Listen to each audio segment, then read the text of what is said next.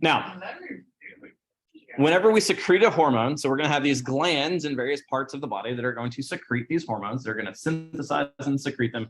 They will then be released into the bloodstream and then transported throughout the body. So we're utilizing the blood to transport these hormones.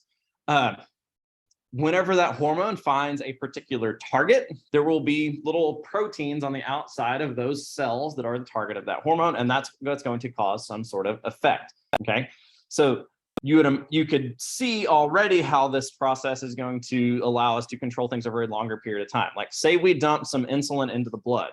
Well, now that means that we're going to have insulin at some concentration through all of the blood. Okay. The insulin is only going to hit specific target cells for a certain period of time. Is your power one? Mm-hmm. See, I'm not the only one that thought I was going crazy. All right, so these cells are going to have specific targets on them, but because we are cycling those hormones through the blood, that means we're going to have this constant flow of them for those target cells. However, those target cells are only going to have access to the blood that is touching them at any given time. So you can already see how it's going to take a little while for one blood cell or like one particular bit of hormone to cycle all the way around the body for it to eventually find its target cell. That can take a little while because it may make a few laps before it finds the specific thing that it's trying to hit. Okay, so that process can take a little while, but that also means that if you put a little bit of hormone into the system, that we can affect those target cells for a long period of time, because those hormones may take a few laps before they manage to actually make it around to those target cells. But they're never going to happen all at once. You're not going to use up all of your insulin in one single go. Okay, it's going to take a little while for it to find all of the target cells and eventually be all used up. Okay. Now, like I said, this is what's going to kind of let us happen over a little bit of time. Now, this also makes it a little bit random as to when it's actually going to hit its particular target cells. It's also somewhat random when some of these hormones are actually going to leave their particular or leave the blood and enter some interstitial fluid, which is another way they can hit some target cells. Now, because of this, hormones are going to be considered a ligand. Remember that a ligand is this thing that has a particular shape that fits into another structure that has a particular shape to meet it. Okay, so this is a type of chemical messaging system. Okay, not unlike, say, our sense of smell or our sense of taste and things like that. Okay. Now, one cool thing with this, though, is that we can have our control systems in very different places than the cells that they are actually trying to influence. Yes. Oh, you're just looking for a spot. Okay, just have a seat anywhere. All right, so the hormone is going to float around until it finds its particular binding site. Now, because of this, like I said, though, it gives us a longer reaction time, but also longer acting effects. Okay, so we're waiting for the hormones to pass through and eventually find their little target cells. Now, that's not to say, or when I say that this is the long-term system control, that's also not to say that this stuff isn't regulated by the brain in some way. The primary source for a lot of these signaling cascades that leads to release of some of these hormones is actually going to be in the hypothalamus in the brain. So that one will actually be innervated by nerves, so we can actually tell the hypothalamus to secrete kind of upstream hormones for a lot of this stuff. So we can still regulate this using the brain, and we will still regulate this using the brain. Okay, but it also does a decent job of kind of regulating itself to a certain degree. So we see a lot of negative feedback mechanisms here. Now, these hormones are important for lots and lots and lots and lots and lots and lots and lots of things. Okay, anything that might take more than a few moments can be regulated by hormones. Okay, this includes things like growth, development, metabolism, blood composition, blood volume, blood pH, so solute concentrations, platelet concentrations, red blood cell concentrations. All of these things are regulated by various hormones. We also control digestive processes, whether it's digestive processes that start in the stomach or continue into the intestines. We can regulate all of these things over the long term using hormones. You secrete more of a hormone and you can say, okay, all of a sudden you're secreting more mucus into the gut or more enzymes into the gut, all those kinds of things, or speeding up these processes. We can also control reproductive activities. So controlling all of those kind of secondary sexual characteristics and things like that can all be controlled in part using these hormones. I say in part, okay? So these are definitely factors. So let's go ahead and look at our major endocrine glands. So we are going to start up here in the brain. So we have a few very important endocrine glands in the brain. So the first of these is, of course, going to be our hypothalamus. So our hypothalamus is going to be right up here, of course, in the bottom of the brain. We'll see a zoomed in picture in a second, okay? It's basically going to be kind of above the back of the orbit of your eye. Then we have below that the pituitary gland. That's that little kind of nubbin that hangs off of the hypothalamus. So the hypothalamus will secrete hormones that will then be acted upon in the pituitary gland. The pituitary gland will secrete some hormones that will go to the other places. Now we also have the pineal gland, which is back here at the back of the brain, okay? The back of that diencephalon. So this is what's going to help us control our day-night cycles and things like that. Our circadian rhythm. Now moving down, we can see our thyroid. So your thyroid is going to be found kind of right here at the towards the bottom of your neck. The thyroid gland is going to be very important for secreting thyroid hormone, which is very important in our metabolism. A lot of times when people have metabolic issues, they usually can trace back to some sort of problem with the various hormones produced by the thyroid. Okay. Whether it's hypo or hyper secretion of thyroid hormone and things like that. Now, on the back of the thyroid hormone, so the posterior side, we're going to see 4 little bumps. These 4 little bumps are the parathyroid glands, okay? So the parathyroid glands are going to be found on the posterior side of the thyroid, okay? Now, we're also going to see a little organ right here near at the base of your neck and kind of at the top of your heart that's called the thymus. Now, this is in an adult, so the thymus is small and it's kind of moved down a little bit more posterior, so where it's a little, or not posterior, but inferior, so where it's a little bit closer to the heart. In a child, it will extend all the way up to the lower part of the neck, and it will take up a good portion of the center of the thoracic cavity. So it's going to be way up here, and it's going to be huge. That one's going to be very, very important in regulating growth and development. As you mature, it tends to shrink and shrink and shrink and shrink and shrink. Okay. Now, moving down, we have our pancreas, which is our little chicken finger right here, which is going to have some issues in digestion. We also have a spleen, which is going to be over here. And then on top of our kidneys, so our kidneys are going to have these little hats. You can see one here. So this little beanie that you can't really see too well. The little beanie on top of our kidneys are our adrenal glands. Now, your adrenal glands actually have 2 glands in them.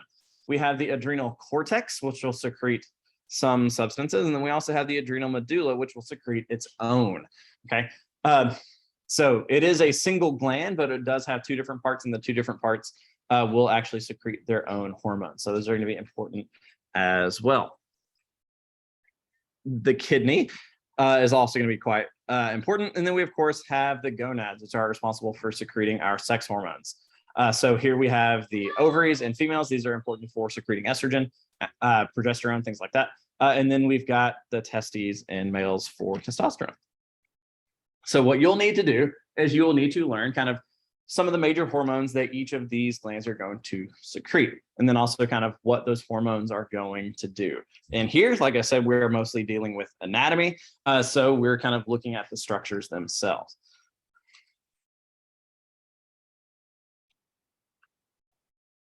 Now, whenever a hormone, or in order to stimulate these glands to secrete their hormones, this can happen in a few different ways. It can either happen because we have another hormone that has sent a signal that tells us what to do. So for instance, we have our thyroid gland here. It secretes thyroid hormone, or TH, okay? Well, TH will only get secreted if we receive a signal from the hypothalamus in the form, or not hypothalamus, from the anterior pituitary in the form of thyroid stimulating hormone. So in this way, the brain, so the hypothalamus is telling us what to do. So here we have a structure in the brain, which is still telling us what to do. We're just controlling things in a slightly different way. So the anterior pituitary secretes thyroid stimulating hormone, which stimulates the release of thyroid hormone from the thyroid gland. So then the thyroid gland will secrete thyroid hormone into the blood, and we can start to see the effects of thyroid hormone.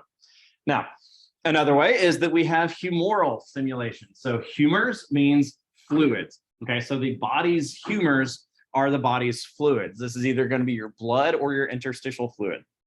or even your intracellular fluid, so the fluid inside your cells. We want to make sure the concentrations of things in these fluids are what they are supposed to be. We have very specific ranges for each one, okay? It does not do us a whole lot of good to have way too much cholesterol, or does a lot of good to have way too much glucose, or way too little, okay? So we need to sense these various chemicals and their proper concentrations. So our pancreas then will secrete insulin if it receives a signal that says, hey, we have more glucose in the blood. Like you eat a Snickers bar, okay? So say you eat your Snickers bar. Well, that's going to be sugar entering your bloodstream from the Snickers bar. That's why we like them, okay? So sugar enters the bloodstream. Well, that means we're going to have our blood sugar go up. Well, what do we need to do? Well, we want to get that blood sugar back down to normal, but we also now have sugar that our cells have access to, right? So the pancreas says, hey, we have an increase in blood glucose, so let's secrete some insulin so that we can take that glucose into the cells, okay? Insulin is a hormone that allows our cells to take up sugar out of the blood, okay? So when you increase the amount of sugar in the blood, you send out some insulin, so it tells your cells, hey, you can now safely take in some glucose from the blood, okay? So then blood or glucose leaves the blood and enters your tissues, enters your cells, and now all of a sudden your blood glucose goes down. What do you think the insulin levels need to do now if blood glucose goes down? They'll also need to go back down, right? So we can use or we can regulate things like blood glucose levels using something like insulin.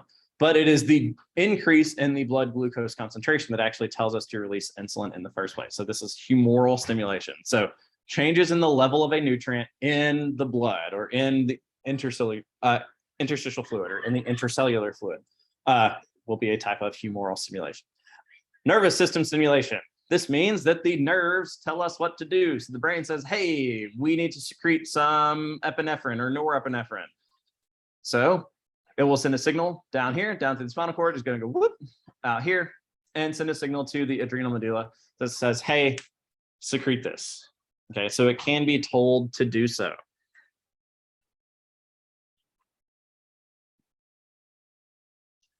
Now, different types of hormones are going to fall under kind of different structural classes. Some are going to be steroids. If it has 4 rings, it is a steroid. So this could be anything from estrogen, testosterone, progesterone, cortisol, aldosterone. So we have lots of different types of steroids. Importantly here, steroids are lipid soluble. Okay, so these will dissolve in fats. These will not dissolve very well in water, which means we have to have a way to carry them through the blood. Okay, so if we need to cycle something like cholesterol through the blood, we have to have some way for it to get carried. So that's something to kind of keep in mind as well. We've got amines, which are basically going to be parts or essentially be little amino acids, or at least derived from amino acids. So it's going to be anything from melatonin to epinephrine, norepinephrine, thyroid hormone. Then we also have proteins themselves. Some hormones will be complete proteins. They're usually going to be small, but they will be complete proteins, so which is a chain of amino acids. These are always going to be water soluble because of the way that amino acids are structured. There's enough binding places for hydrogen bonding so that they can dissolve them nice and easily. This is where we get antidiuretic hormone, which helps us control fluid levels, insulin, which once again helps us control blood glucose levels, glucagon, growth hormone, erythropoietin. So these are all going to be very important things.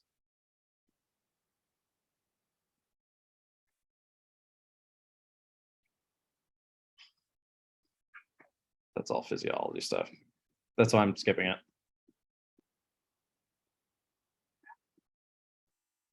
Okay, so here we have our pituitary gland.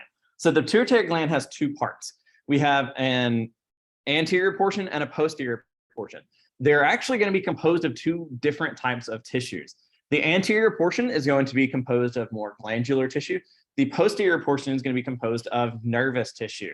So the posterior portion is going to be kind of continuous with the hypothalamus. So we're going to see some cells that actually span this gap. Okay, so the hypothalamus can then send signals or like secrete hormones almost directly from the posterior pituitary. Okay, so posterior pituitary is nervous, and you can see that we have this nice direct link to the hypothalamus. So remember, your thalamus was this kind of olive-shaped region up here. The hypothalamus is this kind of pointy W-shaped region down here. This then would be your anterior pituitary. So this is going to be your exocrine tissue or endocrine tissue. Now, we are going to see a couple of plexuses of capillaries or veins here around our pituitary gland. So around our infundibulum of the pituitary, and then finally around the anterior portion. This is where we are going to get a lot of release of our control hormones. So if you look up here, the list of hormones that's being released from the hypothalamus. Let's see, thyrotropin releasing hormone. So that means it's going to tell something to release thyrotropin.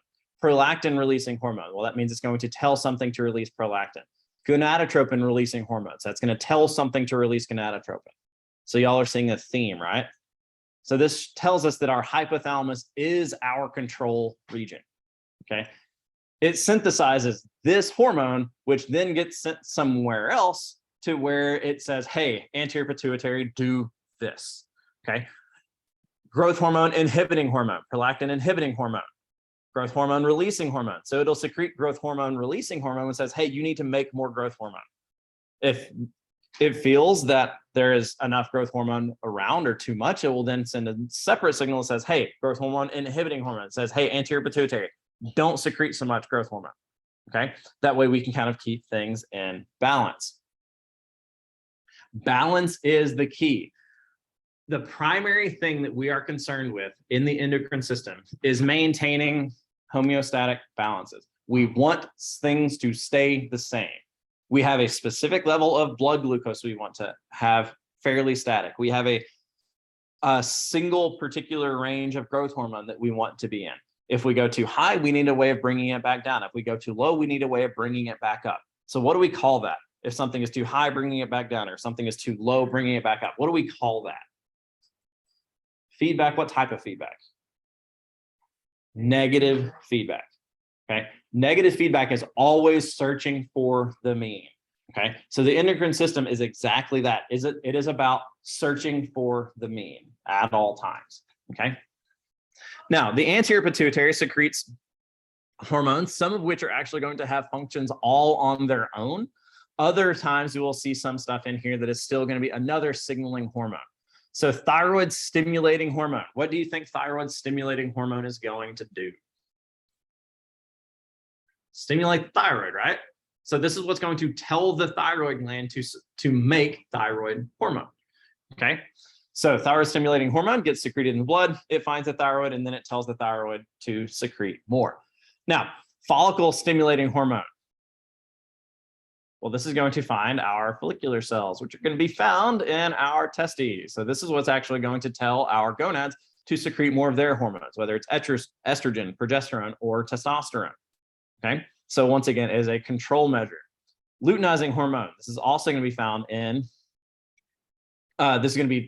in men and women, but in women, it's actually going to basically end the menstrual cycle, basically tell you to stop ovulating and kind of tell a particular part of that cell or those cells to do a different job, become a little gland, okay? Growth hormone, however, this one has its own set of traits. This is not controlling anything else. It is just its own thing, okay? So the anterior pituitary both secretes hormones that have their own functions. Others are going to be kind of signaling molecules that tell other organs what to do. So there are some lists in here of particular other hormones that are secreted by the pituitary. Oxytocin is a fun one. If any of y'all are in the medical field or you know someone that's had a baby, you have probably gotten to see oxytocin in a bag. Okay, this one is what's used to actually stimulate birth, to start the birthing processes, or what's the word I'm actually looking for? Yes, this starts contractions. Okay, so that's what this chemical is used for. It also stimulates milk production as well. So you're going to learn those hormones. Here's all the different types of releasing hormones. This figure is great. I like this figure. You'll probably see this figure again if you take a quiz. Okay. This one basically tells you all of the different control mechanisms that can be taken care of and their little hormones. I realize it's small right here, but it'll be big when you read it in the book. Okay, but this figure is 1712. Highly recommend this one. This one's great. You can boil down this entire section of this chapter right here in this figure. Now, growth hormone is interesting because it's going to control lots of different processes in the body, but it essentially does what it tells you it does. It lets you grow. Now, if we have too much growth hormone and it's not down regulated back to the mean, you can imagine that we're probably going to have issues with growth. In a child, this means that you can grow someone into a pituitary giant, which means you can grow someone that is 7.5, 8.5 feet tall. All of their tissues are also growing too, though. So they tend to not do very well or live very long because their hearts are also hypertrophic. Their hearts are too big because they have to pump through all of this big body and they can't. So they get tired more quickly. And those folks also tend to have fairly short lives. If, however, say while you are growing up and your bones have not fused together yet, and you don't have enough growth hormone, you're also not going to grow. So that means you'll have a pituitary dwarf. Okay, so these folks will tend to be small. However, they will have the same proportions as a regular adult or as a regular child. Okay, so they're not going to have any parts of their body that are shorter or larger than other things. So this is not like the dwarf from Game of Thrones, whose actual name I cannot remember right now. Instead, this is going to be more like, they're going to be more like elves, I guess, rather than dwarfs. Okay. I guess that's one way of kind of thinking about it. So growth hormone is going to be very, very, very important. Now, if you get too much growth hormone as an adult, you'll also have growth in other ways. So you'll see nose, jaw, and ear growth being kind of far outstretched from what they're supposed to be. So they'll tend to kind of grow these faces that will have, well, really, really big jaws, really big noses, and really big ears. You'll also see some growth in breadth of the hands. Now, different things can influence growth hormone levels in addition to signaling. Age matters a lot, as does the time of day. We will actually secrete more growth hormone kind of later in the day before we go to sleep than we will early on. This basically allows those tissues and things like that to grow and repair themselves at night while we are asleep, okay? Rather than trying to do during the day, because this process can also be a little tiring. I don't know if y'all remember being young when you're going through growth spurts. It's actually quite tiring. You tend to be like, or if you have a kid that's going through a growth spurt, they tend to be more tired when they're going through a growth spurt, or sleep harder when they're going through a growth spurt. That's just because it is exhausting for those tissues to try and do all of those things, okay?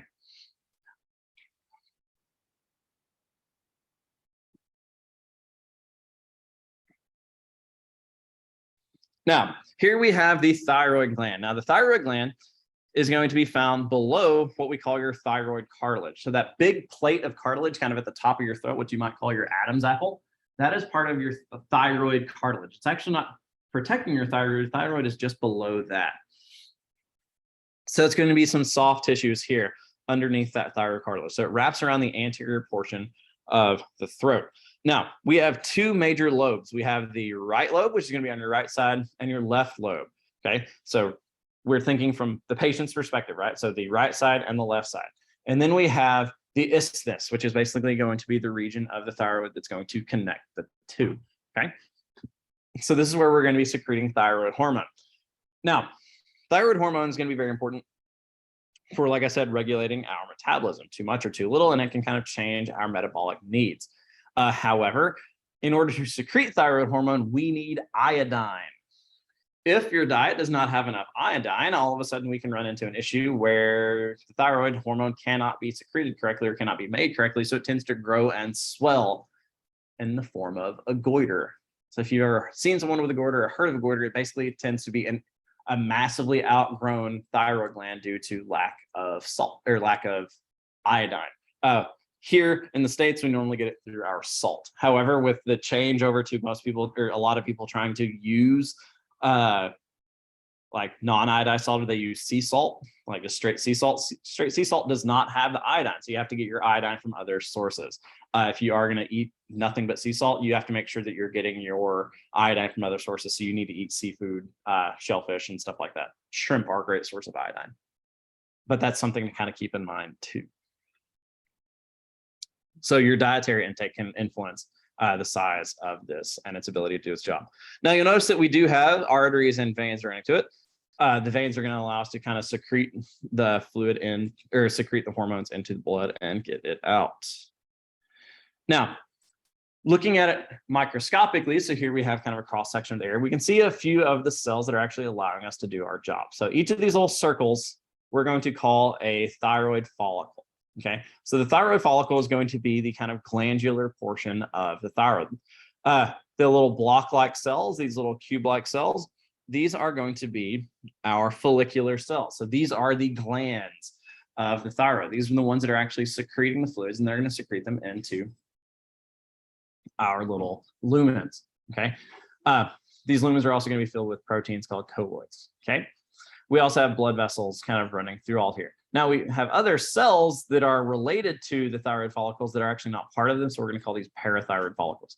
Just like we called the glands associated with the thyroid, the parathyroid, these would be the parathyroid follicles. Now in the colloid, we are going to have some maturation of thyroxine or thyroid hormone. Okay, so we are going to see some kind of changes in the proteins happening in that colloid. We have a nice little diagram here talking about, or it's basically a review of thyroid hormone. If I were studying this, I would probably start with this figure, learn as much as you can from this figure, and then go back and study the other stuff. It's a great figure.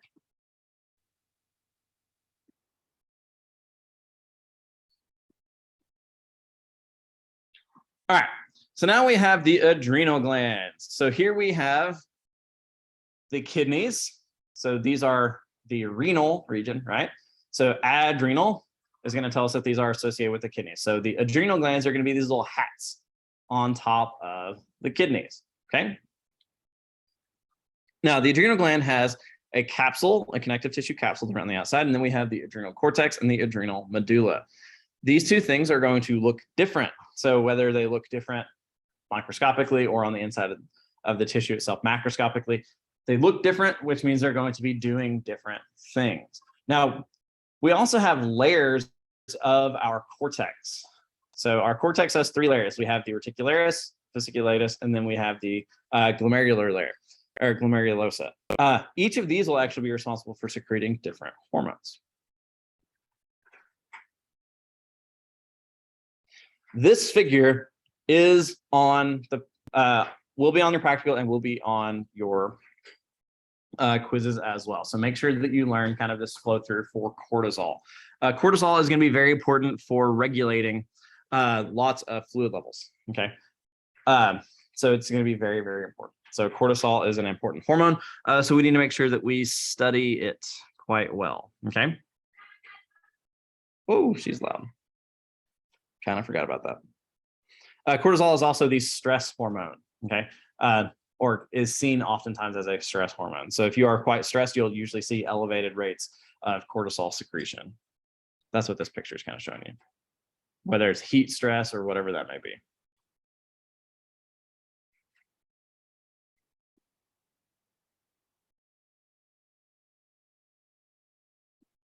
All right, so here we have the pancreas. So the pancreas is this little thing that looks like a chicken finger. It's going to be found right underneath your stomach. Okay. Now, the pancreas is going to be very important for regulating our digestion. So it's going to be important for insulin. So we have an endocrine portion, which is going to be this little spot right here. Okay. Or this structure here called the pancreatic islet. Okay. So this is basically the endocrine gland portion of our pancreas. So this is, like I said, where we're going to be secreting insulin, getting insulin into the blood. Now, the pancreas is also going to be important for digestion. It's going to secrete some enzymes. So we're going to have an excretory portion, which is going to be all these other little doodads out here. Okay. But these little islands that look a little different, these are the pancreatic islets, and these are the endocrine portions. So these secrete insulin. Okay. So pancreas, chicken finger, pancreatic islet.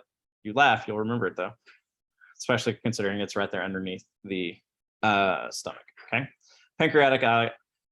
This is going to be important for, like I said, secreting our insulin, but we secrete other hormones as well. So here we have a nice figure breaking down the importance of insulin and decreasing our blood glucose levels. So you eat your ice cream or you eat your Snickers bar. That means we're getting glucose into the blood. We get glucose into the blood, which means now we need to get it into the tissues. So we secrete insulin to allow us to get the glucose into the tissue. So without insulin, the glucose can't really enter the tissue. So the glucose will stay in the blood. This is why someone that is a type 2 diabetic, or this is why someone that has diabetes, there are different ways that someone can have diabetes. One of the ways is that they do not produce insulin. So if you don't produce insulin, that means there's no way for you to get the glucose that's in your blood out of your blood and into your tissue. So it can't get used. So your blood sugar levels will be very, very high unless you're on a specific, like really low sugar diet to help keep those numbers down. That's also why some patients can like eat that really sugary food and you'll see them go into kind of sugar overload. Their bodies tend to kind of sag. They tend to get really, really tired, start slowing their speech and stuff like that. But then they can take a hit of insulin and all of a sudden they'll perk up and they'll be fine. This is going to allow them to get sugar into their tissues and everything starts to work fine. However, some people, those are going to be your folks that are insulin dependent, for instance. Some folks, though, are insulin resistant. So their issue isn't the fact that they aren't producing enough insulin. Their issue may be that their cells don't have the right binding sites for the insulin that they make. So all of a sudden, their cells can't react with the insulin. So there's no way of getting the sugar out of the blood. That tends to be a different type of problem, which needs a different type of solution. But once again, this is one that is all controlled by humoral stimuluses. Okay, so is there glucose in the blood? Yes or no, or are the levels high? If yes, then we will secrete the insulin to bring those levels back down. However, we also have hormones which will do the opposite. If our blood sugar gets too low, we can release sugar that we have stored in our tissues. So release that sugar back into the blood so that we have enough sugar in the blood. So there's some nice descriptions of the different types of diabetes here. Glucagon is the one that I was just referring to. Okay, so glucagon is one of the ways that we store glucose in the body. So when glucose levels get too low in the blood, we can release glucagon, which will raise them back up.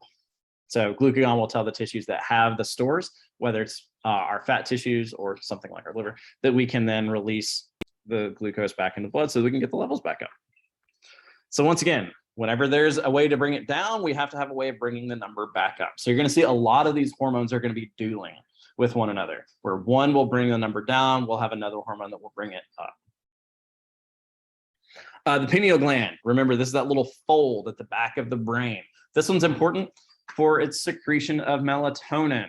Well, melatonin is what causes us to get drowsy or wants us to go to sleep.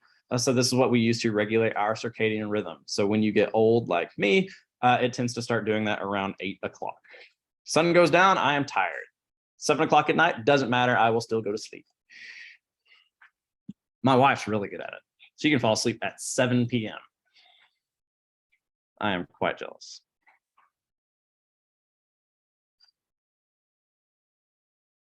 Oh, did I get rid of a picture? Now, that's not to say that these are the only organs that secrete hormones, though. We have the thymus, which I mentioned earlier, that secretes some hormones. Our kidneys are going to be important for secreting a hormone called erythropoietin, or EPO. Anyone that follows sports has likely heard of EPO. EPO is what all of the Tour de France riders were taking back when Lance Armstrong won all of those Tour de France's. They were taking EPO because it tells you to make red blood cells. Make more red blood cells means you can carry more oxygen, which means your tissues have more oxygen to play with, so you don't get tired as fast. It also means that you have more oxygen for recovery, so you recover faster. So it's exactly the kind of thing that a endurance athlete would want to have access to. It is also secreted in large portion or higher proportions in places or in people that live at really, really high altitudes. So if you look at someone that lives in Tibet or Nepal, like at the bases of the Himalayas and stuff like that, they will tend to have increased levels of erythropoietin in their blood, which means they'll also have increased levels of red blood cells. Now, that may sound great, like why don't we all just do that? The problem is that it makes your blood too thick when you have too many red blood cells, which means it's a lot easier to have things like strokes and heart attacks and stuff like that because you don't have enough fluid in the blood. The liver is important because it secretes angiotensinogen. This is going to be important for helping us regulate blood pressure levels. So this one's going to be very, very, very important. We're going to talk a lot about angiotensinogen in a couple weeks. So basically just kind of learn this now, but we'll really spend some time on it later on. The stomach secretes gastrin. Y'all should be seeing a theme. Basically every organ has some hormone that it secretes in some proportion. It's just we've highlighted primarily the main ones that secrete more than one thing. All right, so does anyone have any questions about the organs and things? So what you're going to be needing to do today then is basically find, oh, I clicked too many times. So what we're going to be doing today then is learn your organs, learn the hormones they secrete and what those hormones do, okay? If it were me, I would probably start with, like, I tend to try and learn things in cascades. So if you say we know that the hypothalamus like sets off all these cascades, learn the hypothalamus, learn the hormones that it secretes, then pick one of those and then follow that hormone through. Okay, it's secreted from the hypothalamus, then it goes to the anterior pituitary. Then we have another hormone that's released from the anterior pituitary and it goes and does this other thing. So try and learn your kind of pathways of these various hormones starting with the hypothalamus. That's kind of what I would work with. So learn your organs and then start to learn your hormones by learning those individual pathways. Does that make sense? So we have models out here that you can use to look for these. You have the placards on the tables. You also have the body men on the sides if you want to look at those. And of course, the pictures in your book. Everybody good? All right, let's get to it. Next time will be more fun, I promise. We don't have a syllabus to talk about and we get to like stab you. That'd be great.